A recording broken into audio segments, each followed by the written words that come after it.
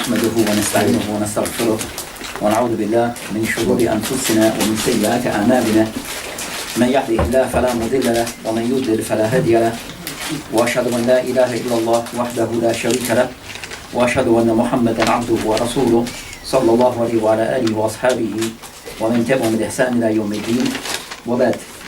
So inshallah we'll continue our discussion of the book Bulugu Maraam and discussing the bab of kitab of salat.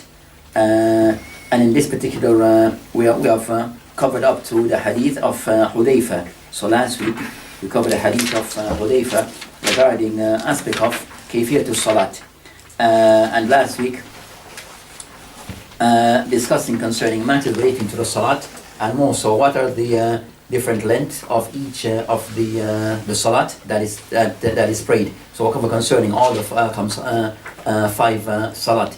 Just something that I just saw a couple of days ago or recently regarding that Ibn Taymiyyah rahimahullah. He have a book that is recent because Ibn Taymiyyah that he has like a rahimahullah, he has what his students and others are put together called muassis, like an organization, institute that have institute, book publishing and different things.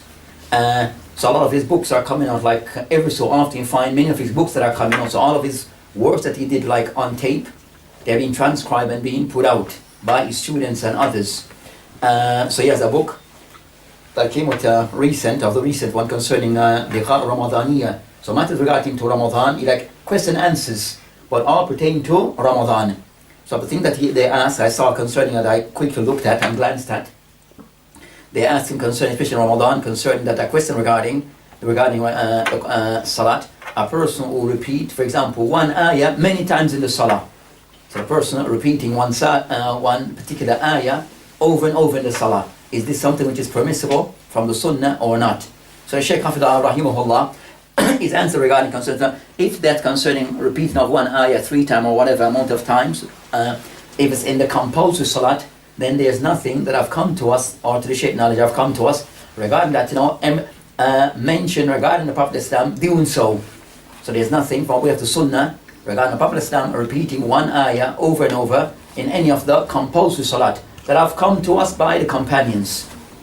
But it says, as for nawafil, you might find certain hadith that mention repeating of one particular ayah over and over, because concerning like nawafil and more so like qiyamul layl is more concerning to reflect more deeper into the ayah.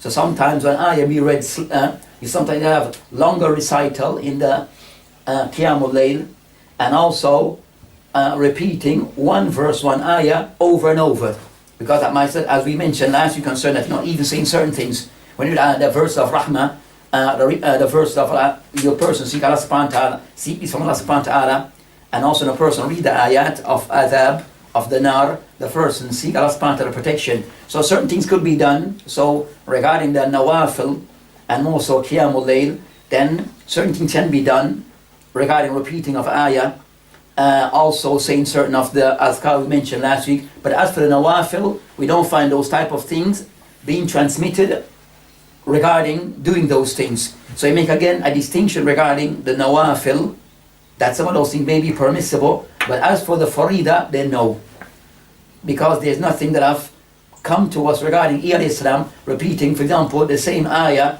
in Maghrib over and over,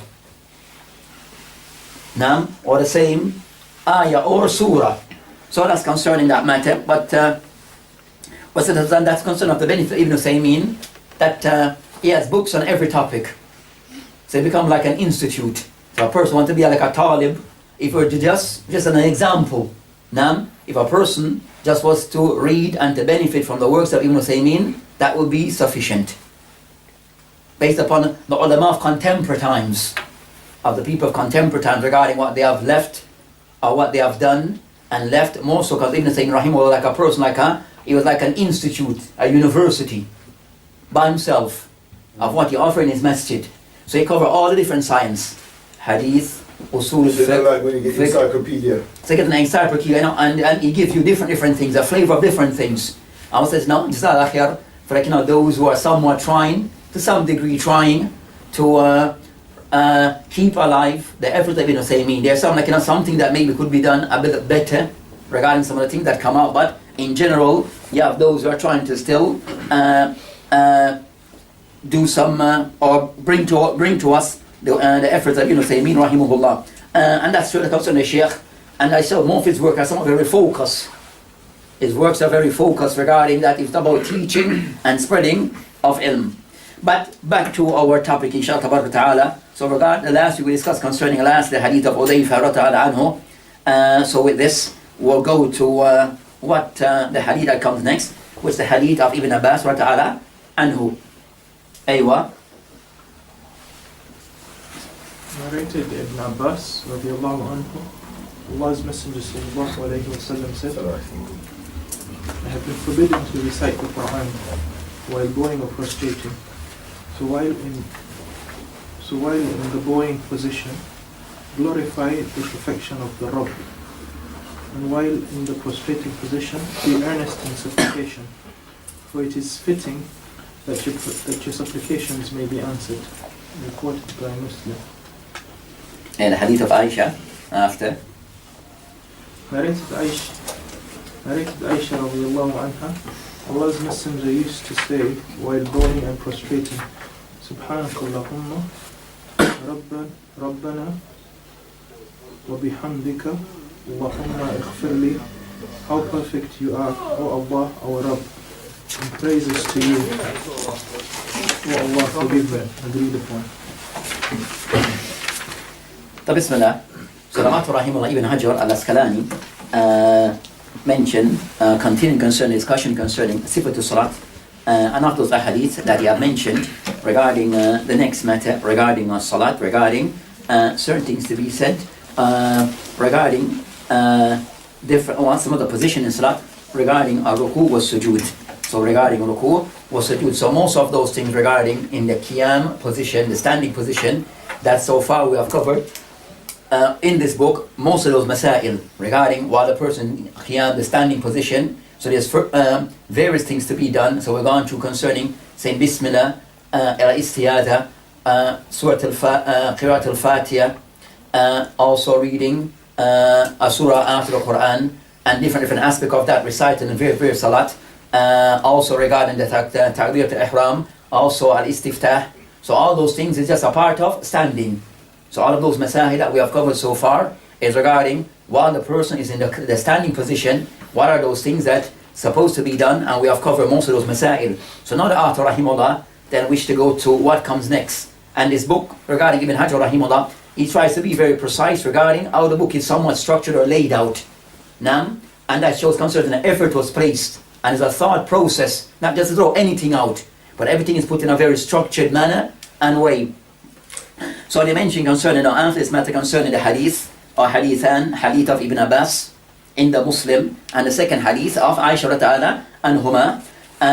So as for the first hadith that he mentioned, the hadith of Ibn Abbas radhiyallahu anhuma, قال رسول الله السلام ألا إني نهيت أن أقرأ القرآن راكعا أو ساجدا وأما الركوع فعظموا فيه الرب وأما السجود فاجتهدوا في الدعاء قمن أن يستجاب لكم رواه مسلم. So after this particular hadith, the first hadith, it discussed certain masail to be mentioned. The first of those masail regarding this particular hadith, and this hadith it covers several masail. The first part of the hadith, it discussed concerning that, one, that Islam mentioned that I have forbidden you to read Al-Quran in Rukoo and Sujood. Then also he mentioned that also the things to be said while in Rukoo and Sujood. What is to be said in Rukoo and Sujood, and also matters relating to فَاجْتَهِدُوا, that one should put effort concerning a dua in Sujood, as that's the time concerning a person's salat is more likely to be, or a person's supplication have more chance of being accepted. So those are some of the masahil to be covered in this particular discussion. So first of them being, so one hadith covering several masail. The first of those matters to be discussed in this hadith, Ukum al-Azkar al-Rukoo was Sujood. What are what's the ruling on the Azkar, the supplications to be said while in Rukoo and Sujood? So after this particular matter, regarding the ulama, is the person allowed, what is the rule regarding what is to be said in Rukoo and in sujood. Of the ulama who holds that the azkar of ruku was sujood, that it is something which is mustahab. So it is preferred, encouraged for a person to utter the azkar in ruku was sujood. And that's view taken by majority of the ulama. So majority of the ulama is that it is encouraged, mustahab, preferred, that one should say some form of supplication while in ruku and in sujood. And that's the view taken of particular ulama, Imam Shafi rahimahullah, Imam Malik, Al-Thawri and others. And they mentioned that it is mustahab to say these azkar or whatever azkar to be said in ruku, that the general ruling of this, it is something we said what? Mustahab. The ruling is what? Mustahab. I will mention what is mustahab before, isn't it? Something preferred to be done. And the reason why they have come to that conclusion is that they mentioned that for them, some of the ulama, they are all concerned that as a measuring stick regarding salat and what is considered to be and different, what is not mentioned in the salat of the person who made errors in the salat, anything that is not mentioned in this class generally as mustahab or something less. Clear? So whatever is mentioned hadith concerning when we started the book of Sifat al-Salat, that Ibn Hajar rahimahullah started hadith concerning a person who made errors in his salat.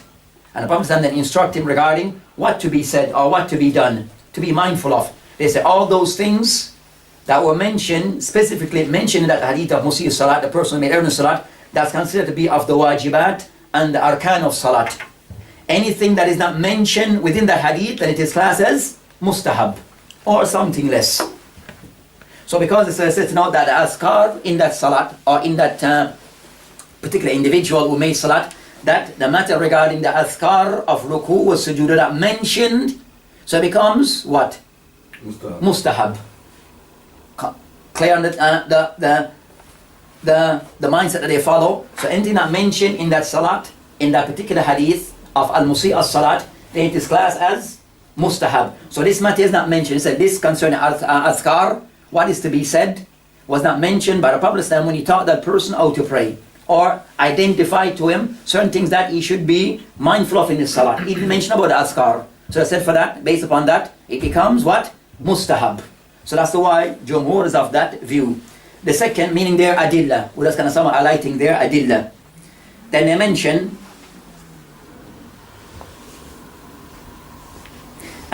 regarding the qaida general concern to know that it is not permissible لا يجوز لرسول الإسلام أن يسكت عن مسألة أو matter في وقت الحاجة. For the Prophet Islam to remain silent on a matter in a time of need. So if something, a matter arises, or something is there taking place, and Islam is aware of that and has spoken, and it meant that that is not permissible for him to see something taking place at the moment and remain silent. So it said if something going on to be corrected, then he would have spoken up or correct the person, tell the person exactly or give some detail as to what to be done. If that didn't occur, then show that something is not wajib or the likes.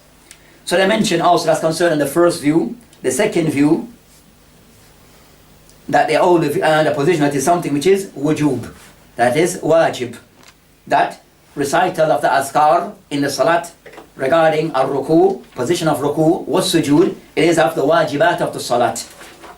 What's the wajibat of the salat? We mentioned that before. What's the wajibat of the salat? When say something is wajib, what does that mean? It has to be done. Something to be done. Yeah. Anything else to add? I was going to say, is it a pillar or it just has to be, it has to be done? That's what we're trying to focus on now, to identify. And we say something, we mentioned mustahab. We mentioned wajib. But what does that actually mean? Wajib is compulsory. Compulsory is highly recommended. Aywa. Your prayer will not be complete without it. So that's the general meaning concerning wajib. They mention concerning wajib. They have specific meaning regarding the usuli, where they give for wajib. Sometimes you would say something wajib, it is mandatory, it is compulsory. Those type of words are used. So the mention of those who say it is wajib to be done, a must to be done, of those Ahmad ibn Hanbal, wa Ishaq ibn Rahuya. Ishaq ibn Rahuya. And we have a question about that name now. Ishaq ibn Rahuya. Yeah, what about his name? Rahway. Rahaway. Yeah. Ishaq ibn Rahaway. Aywa. So you have two pronunciation. Oh, okay. You have two pronunciation. Rahuya, Ishaq Rahuya, is more preferred. It is used more preferred by the ulama of hadith. Right. Rahuya Yeah. is used by the ulama of hadith. Mhm. Al-Way, Rahaway is used by the ulama of Lugha. Sibaway. So Lugha can say have certain type of table. So said of those things concerning Sibaway, Rahaway, and the like. So the ulama of Lugha, they prefer to go that way of saying way. And the ulama of hadith, they prefer to use Rahuya. And because of one says another way with them is one of the names of shaitan. Yes, yes. But that's with them. Because we're going to count the lines of ulama of hadith, then we say Rahuya. I have another question regarding the adhkar. Aye. Is it, when, for example, when you're making adhkar, is it compulsory for you to use Arabic?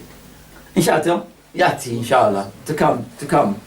Bear in mind that we mentioned certain things regarding, as a general principle, certain things we mentioned before, it becomes like a general principle is applied. So we're discussing concerning that before Quran and some of the azkar before that we mentioned before that, things that are deemed to be in the salat. We discussed concerning some of the azkar before, that a matter regarding the azkar and the salat, those things that are the wajibat of the salat, then they have to be done in Arabic. We discussed concerning reading of Fatiha and those things. We discussed that there's certain aspects of the salat must be done in Arabic. Now, and of those things, the azkar that are the wajibat of the salat, then they have to be done in their language, in the language of Lugha Arabiya. So the things that are deemed to be in the salat of the wajibat. So we said meaning the azkar as for the Quran, then that's without question. But if the azkar of the salawat that have the wajibat, then they must be done in the language of Lugha Arabiya. Nam. So we mentioned that those ulama who hold that it's something which is wajib. Where I mentioned the concern, in wajib, in the case of a person who intentionally missed this act, then his salat is batil. Nam, so these azkar in this particular matter, in ruku or sujood, if the person was to intentionally miss or say nothing, then his salat is batil. Because they ought to be wajib. But if the person missed it out of error, forgetfulness, then the person will do sujood sahu. Will perform sujood sahu. And that's a general thing regarding the salat. If something which is wajib or deemed to be of the wajibat of the salat, one of the wajib components of the salat, if it is missed intentionally, then the person's salat is deemed to be invalid. But it was missed out of error, then the person will make sujood sahu, the extra sujood at the end of the salat. Now, so that's they they're still following that guidelines of those who say it is wajib. Is there some wording that's different to that? Aye. In terms of the one that's recommended for bowing and prostrating? Is that just one recommended wording? Okay, like azkar to be said, to be discussed. Okay. To come. So that's concerned, so the matter they discuss concerning overall the ruling pertaining to the azkar that are to be said in ruku and sujood. The general ruling it is between, my next view, but between mustahab or wajib. And Allahu Alam from the hadith, I can somewhat mention that it is something, فَأَمَّا الرُّكُوعُ فَعَظِّمُوا فِيهِ الرَّبَّ. Like somewhat it is command the person that in ruku and sujood you should glorify your Lord, indicating something which is wajib to be done. So the azkar of ruku and sujood is of the wajibat of salat, and it must be done. And if the person was to miss it or didn't say anything unintentionally, then he make sujood sahu, based upon the second opinion, which is the view that says it is wajib, and that seems to be the correct view. That's concerning, and as Islam mentioned, Sallu kama ra'aytumuni usalli, pray as you have seen me pray. And it is not he ever miss those azkar in his salat. Now, so concerning that, also that's a general rule regarding azkar for salat. Then next thing after you discuss concerning that,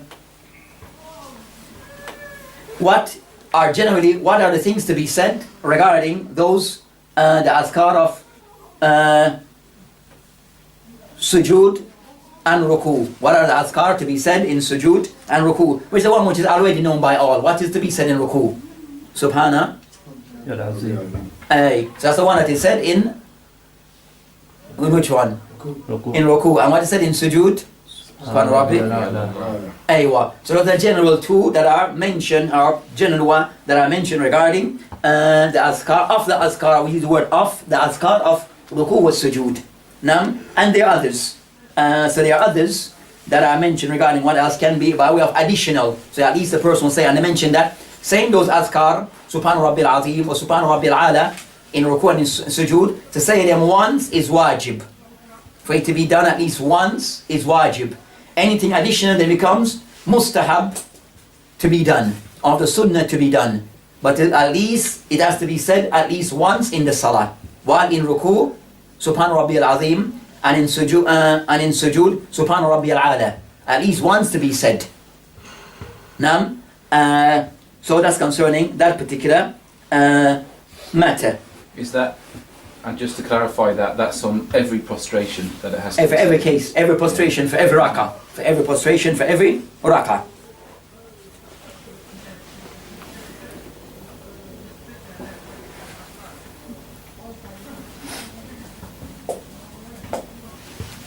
You know, you gave the two views. One is mustahab and one was Wajib. wajib. Is wajib, is that the strongest opinion? And that's a stronger one. And that's a stronger opinion, it is wajib. Then the next matter to discuss in the hadith is regarding concerning Qiraat al-Quran. Fi ruku wa sujood. Qiraat al-Quran, reciting the Quran while in ruku and also in sujood. So the person reading of things of the Quran while in that position, or those two positions. So based upon the hadith of Ibn Abbas that is mentioned regarding concern that the hadith it forbids the person from reciting Quran while in sujood and ruku. So it shows that even though Quran is the best azkar, the best thing the person can recite, that the standard is encouraged to be done, and you have situation and circumstance that the Quran is not to be used or recited at a certain time. So everything of guidelines. So even the Quran, that there are certain places the Quran not to be taken, and also on certain occasion the Quran not to be read. And of those cases is regarding ruku wa sujood, even the person doing an act of ibadah. So even the person doing the best act of ibadah, which is concerning a salat, that in certain of those positions, Quran is not to be recited. And that is in sujood and ruku, based upon the hadith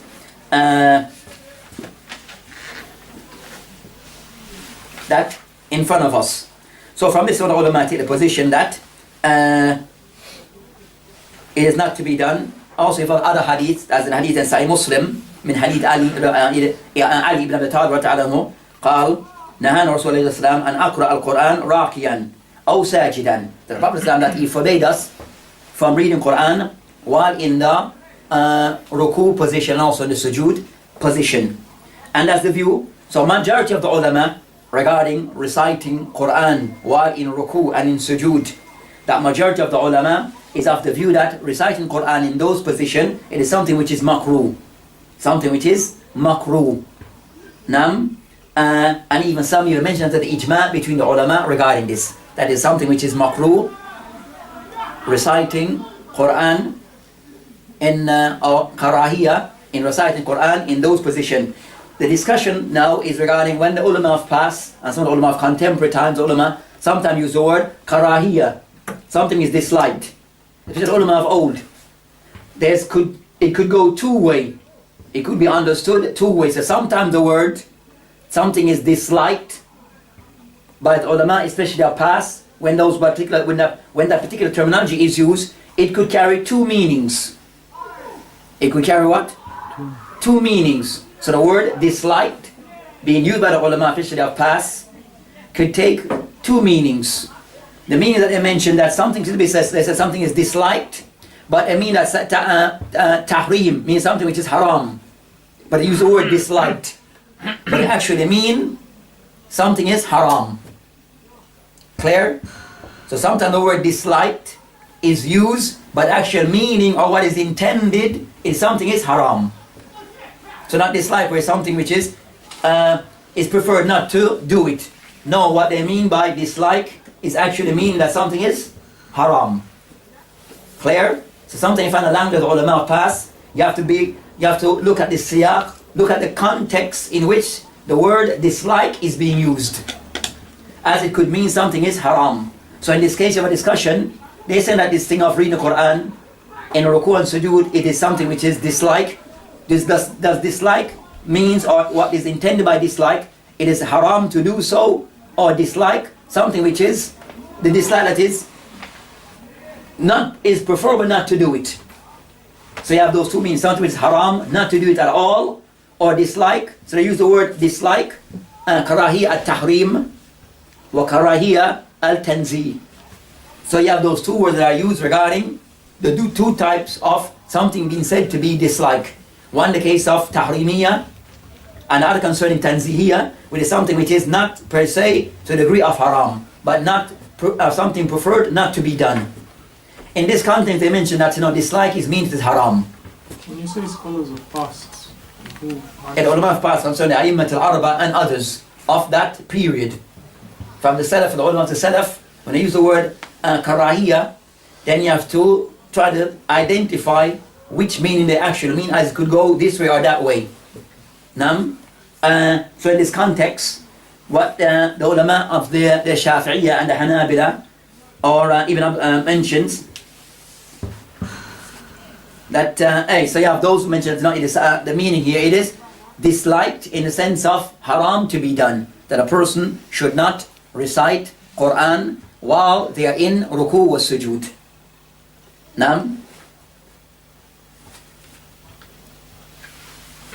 But for example, a discussion which is on the ulama that I discussed, a person, for example, in ruku as a form of dua, so he has said it's azkar that is to be said, but he wants to mention a dua, but he mentions something, no? Rabbana atina fi dunya hasana wa fil akhirah hasana. So he mentioned that in what? In sujood, as a form of supplication, not as reciting an ayah from the Quran. So some mention that if the intention you're using, like in that context, they might give you a leeway in that. They might give a leeway in that, as a person do it as a form of supplication, not a form of reciting of Quran. But so you have some of the ulama give some leeway regarding those type of as ayat that is more used as that sometimes used as a supplication.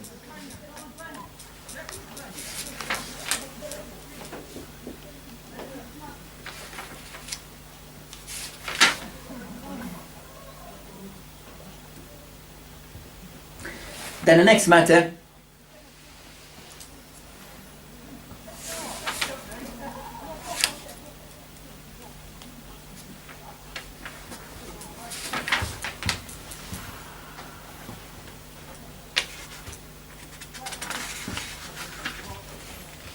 the mention of the azkar or additional azkar. So the mention concerning subhanaka Allahumma rabbana wa bihamdik Allahumma aghfirli. So regarding sujood and ruku, these are the azkar additional that can be said to the what is wajib of subhan rabbil ala, subhan rabbil azim. Something additional can be added to those azkar in ruku and sujood, as in the hadith of Aisha.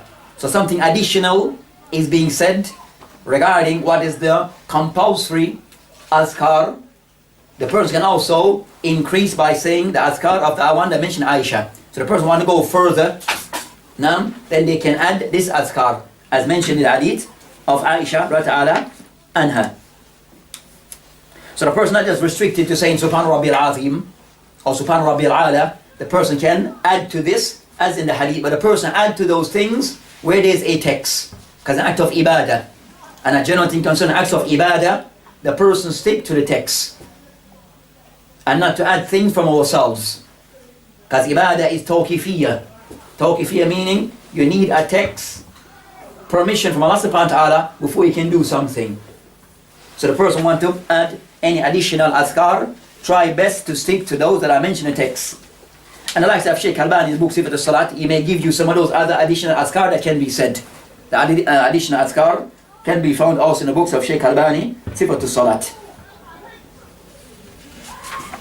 You know, when you say the obligatory adhkar, do they have to be said in a certain amount odd or even numbers, so like 3, 5. So ulama mentioned concerning it says no.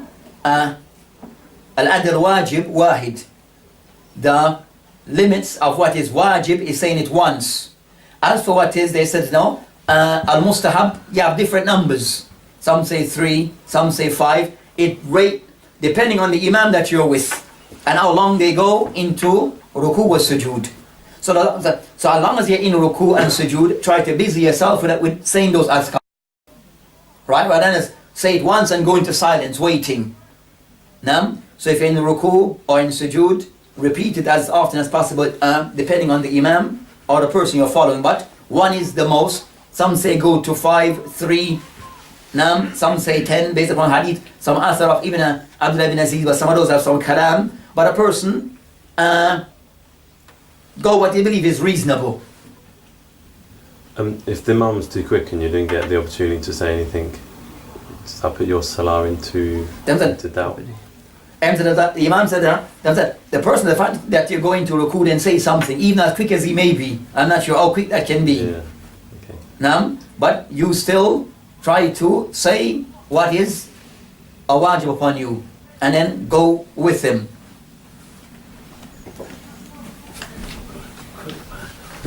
Yeah, because I'm trying to imagine how quick that quick can be. But Allah musta'an. But it can be even number, say 6. Yeah, so 8. that some people consider that as the hadith specify odd or even, but some prefer odd number as it is witr. Yeah. You understand that witr is more preferred in most cases. So doing things odd number. But says no, generally concern a person depending on the imam. So you say try to be as busy making some type of azkar while you're in those positions. Aywa, so go to the hadith that follows.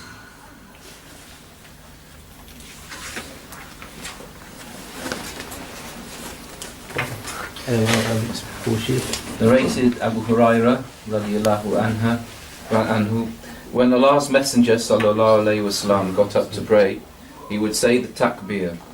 When standing up, then would say the takbir. When bowing, then he would say, Sami Allahu liman hamida. Allah listens to him who praises him. When rising up from the bowing position, then he would say while standing, Rabbana walakal hamd. Our Rabb, the praise is yours. Then he would say the takbir when going down for prostration. Then when raising his head up, then when he prostrated again, then when raising his head up. He would then do that throughout the whole salat prayer, and then he would say the takbir when he got up at the end of the 2 rak'ah from the sitting position. Agreed upon.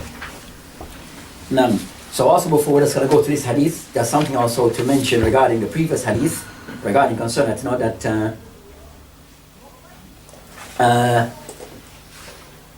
قَمِنُونَ أَنْ يُسْتَجَابَ لَكُمْ. That here is I mentioned at the end of the concerns now, that perhaps that your salat will be, or your dua, your supplication will be answered. And it shows concerns now that the person, I'm not able to discuss it, and we discuss it also again further later, regarding also in sujood, you haven't been considered, فَاجْتَهِدُوا فِي الدُّعَى, that a person should make effort regarding making supplication while in sujood, as is more likely that your supplication may be answered. So it shows also that's concerned to know that sujood is one of those positions that a person, salat of or a person's supplication of more likely to be accepted. So the person, when he's in sujood and he has the opportunity, the time, then make whatever supplication you wish to make. Meaning, general supplication for yourself or whatever matter that concerns that individual. The ulama I may discuss again further regarding that. Saying of that supplication, dua, your own personal supplication, you've finished what is wajib to be said, but you want to make your own personal supplication. Is it something to be done in Lughat al-Arabiya or can be done in your whatever language, any other language? So you're making your own supplication, your personal supplication in sujood. You want to ask Allah for whatever. So if you think that supplication and you're in salat, in sujood, are you allowed to make that supplication, your own personal supplication, in your language? If you do not, you're unable to form sentences in Arabic. Naam. And you have a discussion between the ulama, the more correct view that the person is allowed to make those supplication in his own language. The person is allowed to make those supplication in his own language regarding your own personal supplication in sujood, that you are responsible to accept those things that dua from you. So the person is allowed, but to the hadith, you can start the person, but fajtahid, you should put effort in, exert oneself in supplicating to Allah subhanahu wa ta'ala, and as it's most likely to be accepted, showing that in sujood is of those position, that those circumstance where the person supplication of a more preference for it to be accepted. I will find different situation and circumstance. So in sujood is one of those cases where they say a dua al-mustajaba, those supplications that are more likely to be accepted. But that is also with condition. The person who makes supplication at those times, the last third of the night, when else? Raining. When raining, Traveling. traveling, and all those things. That it comes to the condition.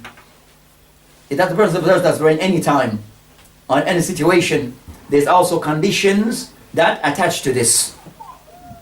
That there may be things where you have either person, remember the case concerning the hadith concerning a man that fi safar, yatil safar, his hair is unraveled, his clothing unraveled, and all that, and he raises hands, Ya Rab, Ya Rab. Mat'amuhu haram, his clothing is haram, his food is haram.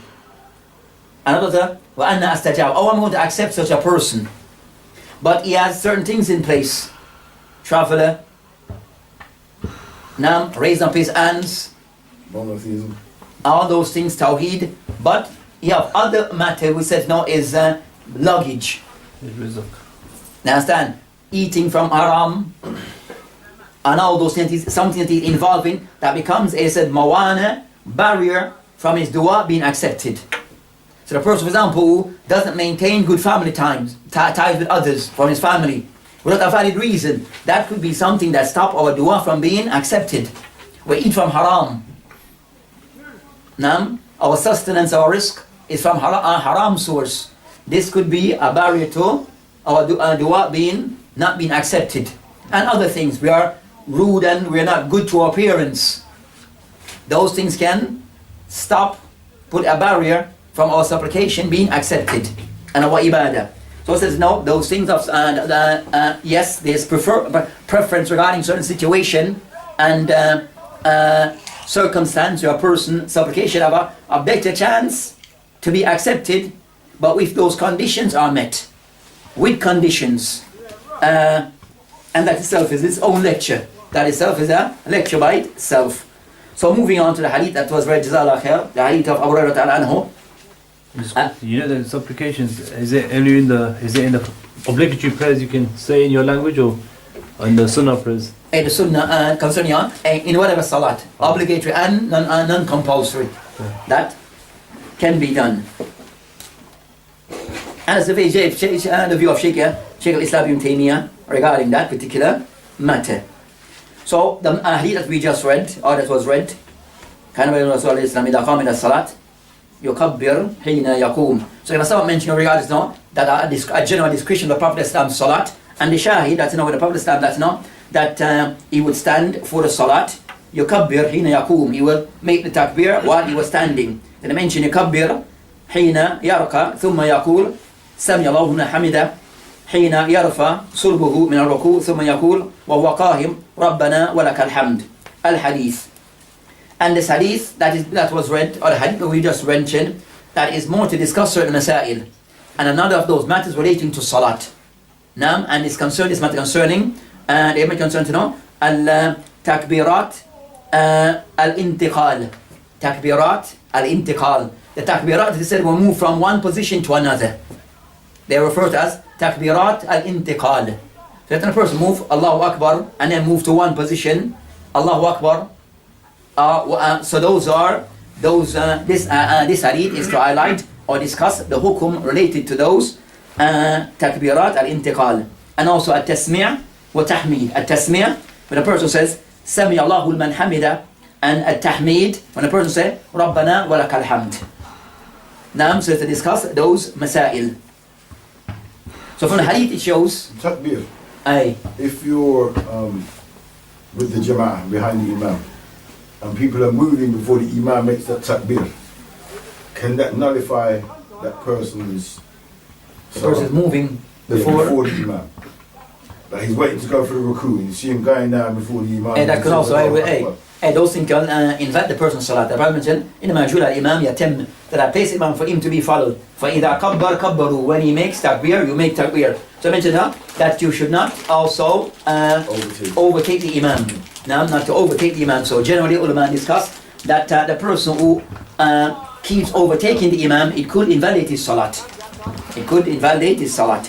As you like the imam, you become like the imam. Now, so after the hadith, it's discussing those masahil, discussing those masahil. And this hadith that is being discussed is more so concerned the person who is either the imam, discussing concerning the fail of the imam, things that concerning the actions of the imam, or the person who's praying munfarid. As this hadith mentions.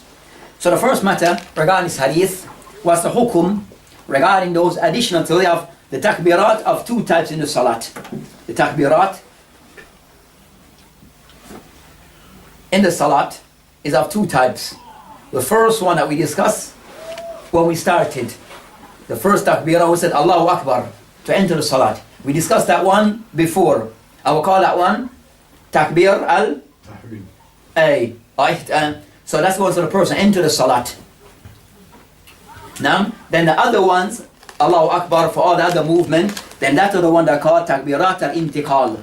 Those additional ones regarding when the person move from one position to the next, then we say Allahu Akbar. In most cases, these are the ones that we are now discussing. The Jumhur of the ulama, majority of the ulama, is of the opinion of the view that these takbirat al-intiqal, that they are sunnah, la tubtil as-salat bitarkiha amdan. That a person, as mentioned here, that the Jumhur, majority of the ulama, is of the view that these additional takbirat al-intiqal that are mentioned during the salat, that they are sunnah mustahab. And if the person was to not do it, if the person was not to do it intentionally, his salat is not invalid. Now is not invalid, nor if he was to miss it out of forgetfulness, his salat is still okay. That's the view of the Jumhur of the ulama. Now, and I mention again regarding this takbirat, the hadith of al-Musir salat. The Prophet did identify, mention these additional takbirat. He just mentioned the first one. He only mentioned the first takbir. So that's the view of the Jumhur of the ulama, where they owe that, their view is that the additional takbirat, that they are something which is sunnah mustahab, but they are not of the compulsory component of the salat. They are not wajib. That's the first view. The second opinion, and taken by Ahmad and Hanbal, and also Imam Ishaq ibn Rahuya. And Ahmad, the thing that Ahmad and Ishaq, their opinion, many things are very close. Ahmad and Imam Ishaq ibn Rahuya, their opinion on many things are very close. And two of them are two of the Immatul Hadith in their time. Two of them are Immatul Hadith. But their madhab is very close. Even Aqidah, the book Sharh Sunnah, there's one book in Aqidah, Sayyid Ahmed book called Sharh Sunnah, or Usul Sunnah. Usul Sunnah Usul Sunnah, that outlines the Aqidah. Now, Ishaq also has something very similar. That's very similar to that one. As if you're both reading the same thing. So in Aqidah and in fiqh, they're very close in most things, in their opinion. Share very close, similar opinions in many matters. So I mentioned both those two that concerning that these takbirat al-intiqal, that they're actually for them wajib to be done. Meaning, if they are missed intentionally, the person, salat is invalid. But if they were missed out of forgetfulness, then the person will make sujood sahu. The person will make the additional sujood at the end of his salat, as they ought to be wajib. And they mention that this hadith is a proof. So even though it does not mention the hadith of Musir Salat, but the hadith of Abu Hurairah, that these things are mentioned by the Prophet ﷺ, and so they are mentioned by the Prophet ﷺ and stipulated something to be done as a part of the Salat. And as he has mentioned, pray as you have seen me prayed. And there's no recall that he prayed without mentioning these takbirat, that he ever missed them. So something that he did for throughout the time that he prayed. So it was something which was like a sunnah. They may have missed it once or twice to show it is not wajib, but that didn't occur. That didn't occur. And also the way the ulama can somewhat conclude that something is wajib. So of ways of identifying or saying or coming to a judgment something is wajib, but the Prophet Islam doing something repeatedly in a particular fixed way, and he never come out of that way. Now, so sometimes they said, no, that is an indication that this thing being doing in a repeatedly and always in a specific one particular way, you didn't miss it, then that is the indication that that thing become wajib. Now, so that's the thing that are sometimes mentioned. So the general view of other ulama is that it is something which is of the wajibat, or some of the ulama it is wajib of the salat. And I mentioned also that the hadith, some hadith concerning Rafa ibn Rafi, I mentioned before, that it mentioned the takbirat. It mentions the takbirat, so that also all those evidence shows or is a proof that in fact the takbirat of salat is something which is wajib, and Allahu alam, that seems to be the correct view of Ahmed and also Ishaq, that the takbirat al-intiqal, that they are wajib to be said in the salat. The majority of the scholars, or just Imam Ahmed? Ahmed and Ishaq and others. So majority, which would include Imam Shafi, Imam Malik, Imam Abu Hanifa, they are the view that is mustahab. Was based upon the dillah of the all those hadith that in reality the hadith of al-Musir Salat, it shows those things which are the arkan of the Salat. But sometimes they show the arkan of the Salat, and other ahadith it will now indicate those things that are the wajibat and the sunnah of the Salat. But the hadith of Musir Salat is more to identify the things that are the arkan of the Salat, the pillars of the Salat. Now, so we mentioned the Salat that things that are arkan, pillars, things that are wajib, things that are mustahab. So the hadith of Musir is of the highest level, the arkan of the Salat, not necessarily the wajibat of the Salat that it discusses.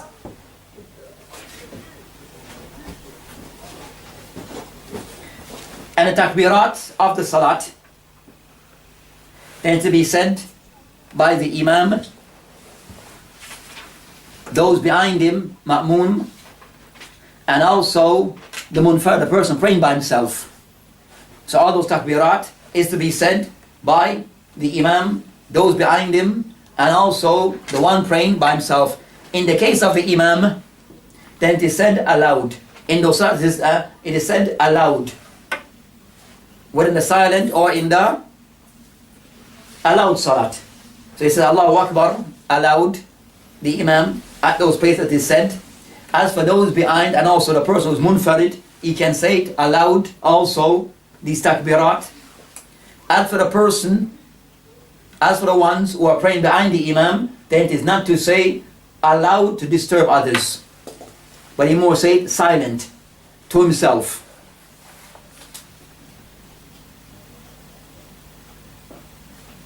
The next matter to discuss is a tasmiyah. A tasmiyah is saying Sami Allahu liman hamida. That's a tasmiyah. They refer to a tasmiyah. Now, so concerning that matter now, who are those to say this tasmiyah in the salat?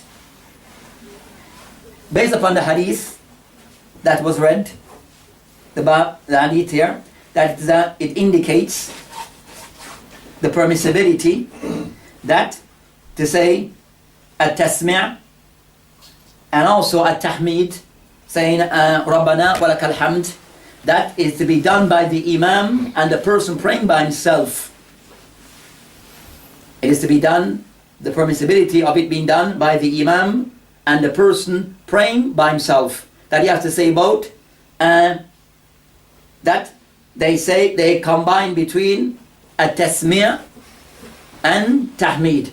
Tasmiyah, as we mentioned, saying Sami Allahu liman hamida, and also the person, the Imam again will say Rabbana wa lakal hamd. And also that applies, the same rule applies to the one praying by himself. And that's the view that is taken by Al-Thawri, Imam Shafi and Imam Ahmed, Abu Yusuf and Muhammad ibn Hassan. Now, so those who say that the Imam and the Munfarid, that they will say, they will combine in saying At-Tasmi' and also Tahmid.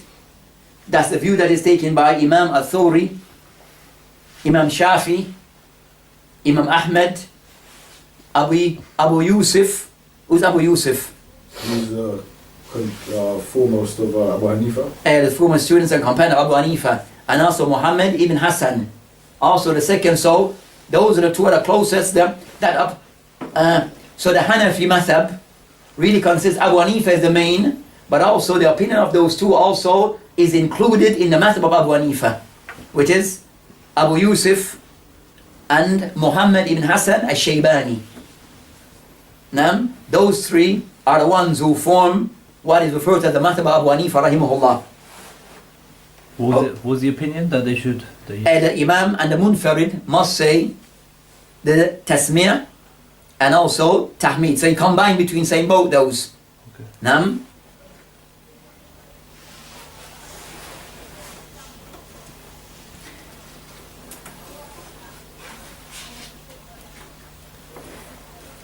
Malik and Abu Hanifa rahimahullah, Malik and Abu Hanifa rahimahumullah, that they have the opinion that the Imam should only say Sami Allahu liman hamida, and those behind should only say Rabbana wa lakal hamd. They don't come back, so in doubt, so the Imam for them should say Sami Allahu liman hamida, and he stopped there. And those behind, then they would respond by saying Rabbana wa lakal hamd. So they make a distinction regarding some of Tasmi' is for the Imam only, and Tahmid is for the one behind. So that's concerning the and their opinion is based upon a hadith in Sahihain, Bukhari and Muslim, from the Prophet Islam, marfu' from the Prophet Islam, where Islam says, إذا قال الإمام, and if the Imam says سمي الله لمن حمده, فقولوا, then you should say ربنا ولك الحمد. Then you should say ربنا ولك الحمد. So make a distinction between what is said by the Imam and what is said by those behind. So I said that's the proof for them that the Imam says one thing and the others say something else. And also that you mentioned أنه من وافق قوله قول الملائكة غفر له ما تقدم من ذنب, that the one who coincide with the state what is said by the angels regarding those things, then his past sins are forgiven, showing that the angels, they repeat those things. At-Tasmiyah and Tahmid is repeated by the angels, and if you coincide with them, then your previous sins are forgiven. Your previous sins are forgiven. So based upon this hadith, they show that it distinguishes between what is said by the Imam and what is said by those behind the Imam. But both do not combine between both, contrary to what is taken by the first view. The author of my book, he always concerned that he owes the first view to be the more correct view. One of the Mashaykh from Yemen who wrote my book, and others that are more inclined towards the first view. Nam? Which Shaykh has written that book? One of the Mashaykh from Yemen. Yeah. A Shaykh, you want to know the name? Wasabi? You have Wasabi like a... No, you have Wasabi like a... Tribal name. Wasabi like a tribal name. So this one is Abu Abdullah Muhammad ibn Ali ibn Hazzam Ba'dani. I have some good books that I know that one of the Mashaykh has put some effort regarding books of ahkam or books of. So you have a few good books that are there. This being one of them. This being one of them. So the first is the strongest opinion. According to the author, that the first opinion is the stronger of their opinion. But there are those two opinions. I personally am more inclined to the first view.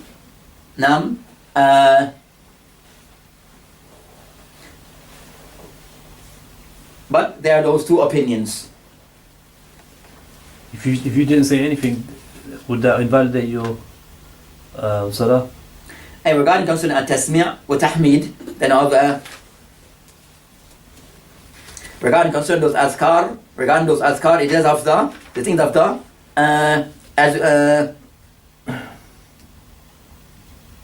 the wajibat or of the wajibat of salat.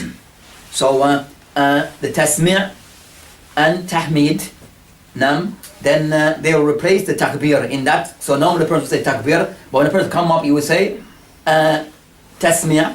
So that replaces the takbir. So it's of the wajibat of the salat. So it is something to be said. So the thing is now, if the person combine between both or to say just one. If he's the imam and the munfarid, then we have those who say combine between both, and those who mention that separate between the imam and those behind.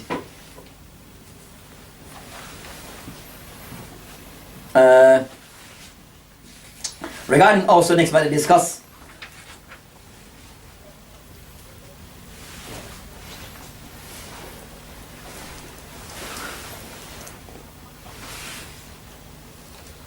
They discuss regarding a matter regarding saying at-tahmid Rabbana wa lakal hamd, as mentioned in the hadith, that you find different ways that it can be said. So saying Rabbana lakal hamd, the tahmid, that there's different ways that it can be done. So it's not just one way. So they mentioned there's 4 ways that it can be done, based upon hadith that inside Bukhari and Muslim, or between those 2 books that we discussed, that there's 4 ways the person can say Rabbana wa lakal hamd. So the first way is Rabbana wa lakal hamd. So you have Rabbana wa lakal hamd. Right?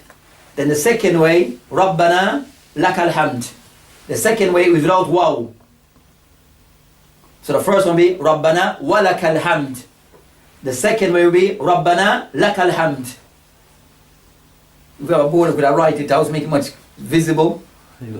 Over there? I'm No. not sure for pens tonight. Okay. I'll bring them next time, inshallah. So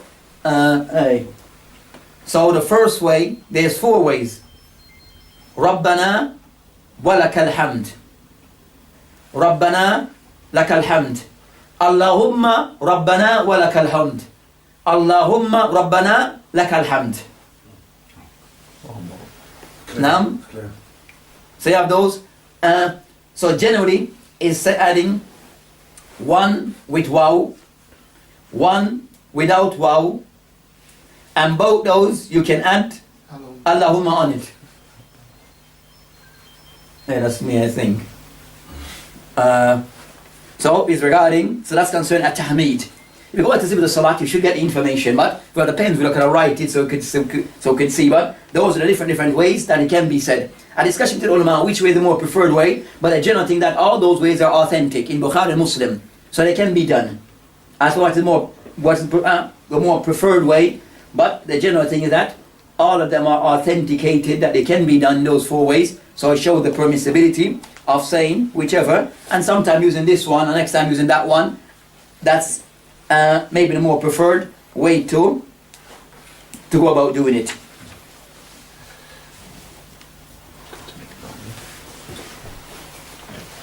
We'll end with this masala, will be the last one. What's time for the adhan? Yeah, I was going to make it, but I can make it. Okay, make it.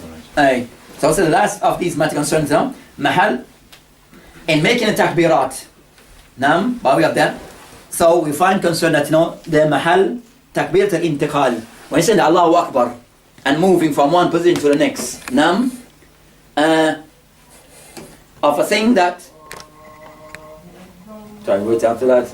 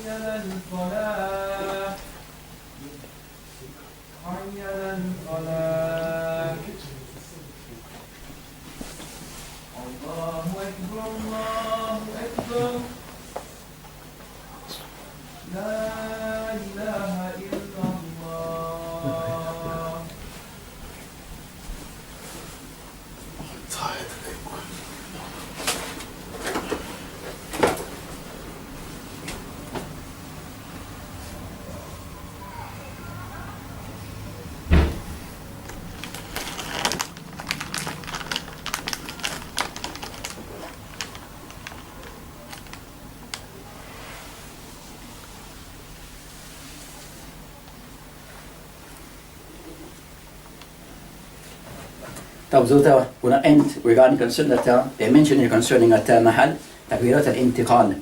So I mentioned from the hadith about that regarding hadith we mentioned regarding that these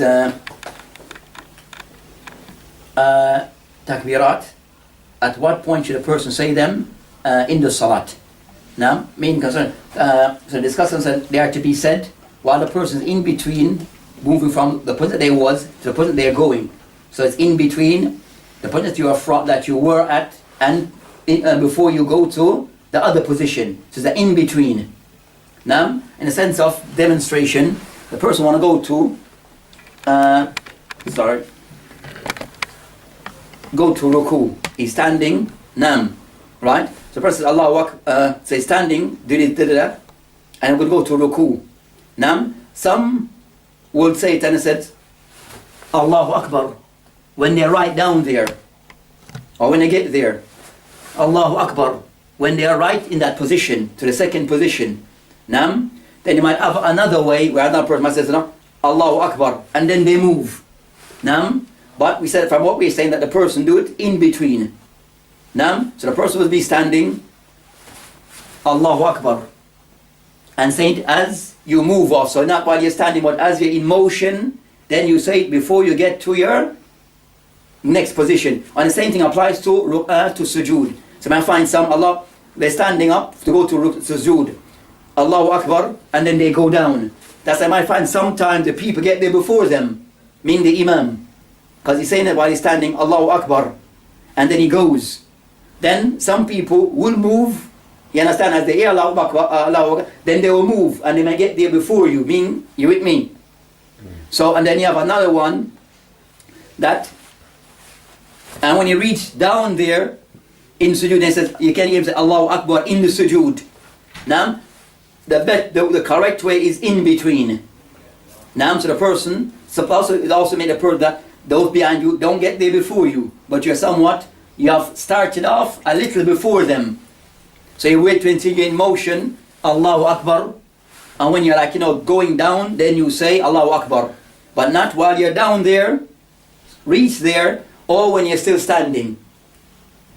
Now, so that's concerning that particular matter.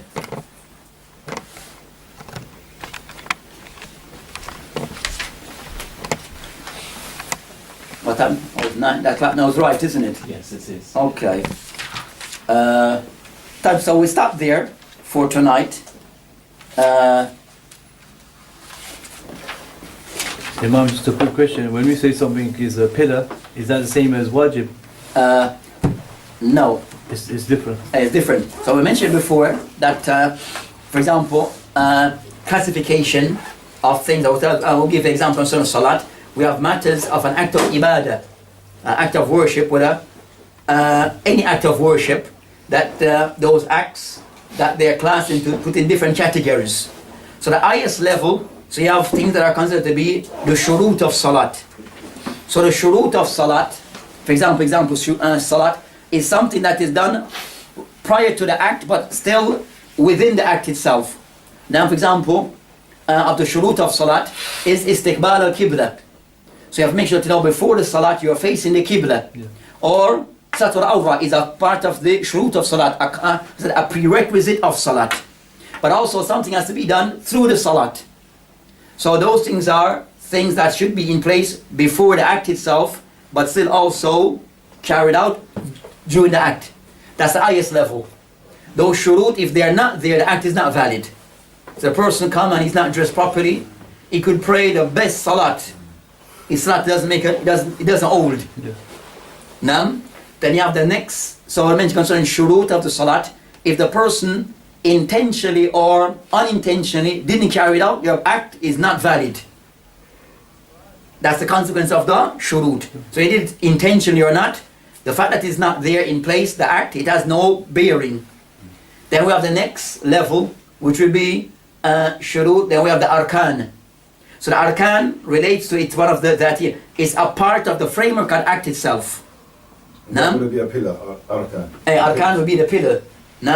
So those pillars will be, it will vary. So the pillars will be, for example, we said with salat, the hadith of Musir salat, the person made errors in salat. The Prophet, as I mentioned, reading of the Quran, Rukoo, Sujood, I'tidal, all those are outlining the pillars of the salat. Pillars of the salat meaning, if the person miss it intentionally or even unintentionally, the act also is invalid. So the person, for example, didn't go into Rukoo. He went from Qiyam and go straight into Sujood. Then that's Salat. Yeah. Then you have to make up that entire rakah. Yeah. Because as if that rakah was not carried out as it should.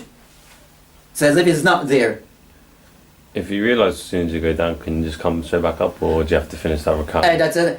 Some things that if you got down there, then no, but you're still in motion, we can make something, you can still catch it up, then yes. But in some things, then it missed it, they said, Fat al-Mahal, it is missed it place. Type of thing. So the entire rakah have to be redone. Then that was said that those are the arkan of the salat. Then you have the next bit, which is the wajibat. The next bit are the wajibat. The wajibat are also, we said, the mandatory act of the salat. If they are missed intentionally, your salat is invalid. But if it was missed unintentionally out of forgetfulness, then your salat is still intact. But you have to do sujood sahu.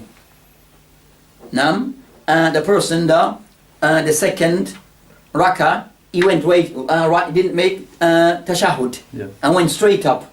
Then he has to do sujood sahu to make up for that. Yeah.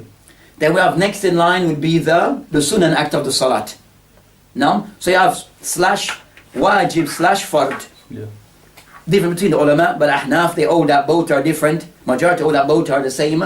But after them would be the sunan act of the salat. The sunan act of the salat, that if they are missed, some ulama, you do not, it's not necessarily that you have to do sujood sahu, but some say it is allowed to do sujood sahu for even missing of the sunan act of the salat. Especially those are which are well established and agreed upon by most. And هكذا. Clear? Yeah, جزاك الله خير. طيب.